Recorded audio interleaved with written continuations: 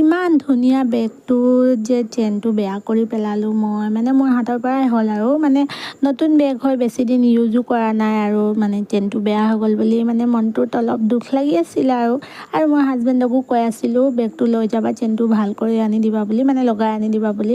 চ' সিও পাহৰি যায় আৰু ময়ো পাহৰি যাওঁ দিবলৈ।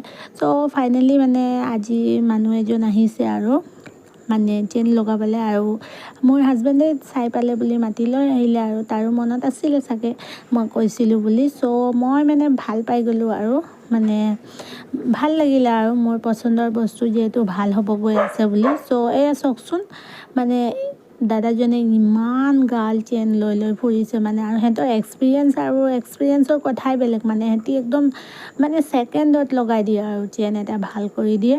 মানে মই চায়ে আছিলোঁ আৰু ইমান পটককৈ মানে মোৰ বেগটোৰ চেইনটো ভাল কৰি দিলে। মানে মিনিমাম 10 ছেকেণ্ডমান লাগিলে নেকি, 10 ছেকেণ্ডতেই মানে এইটো লগাবলৈ 30 ৰুপিজ লাগিলে। চ' ভাবকচোন 10 ছেকেণ্ডত 30 ৰুপিজ কমালে মানে। চ' কামটো মানে মোক ভাল লাগিলে আৰু। চ' সুযোগ পাই আৰু মই ভাবিলোঁ মোৰতো নাইটিও আছে, ঠাণ্ডা দিনত পিন্ধা নাইটি, আৰু চেইনটো বেয়া হৈ গৈছে বুলি মানে বিচাৰি ওলালোঁ আৰু ওলাই লৈ গ'লোঁ। মানে এয়া লৈ দিছোঁ আৰু মানুহজনক দি দিম। চ' মানুহজনে দি দিব আৰু সেই দাদাজনক চেইনটো লগাই দিব বুলি।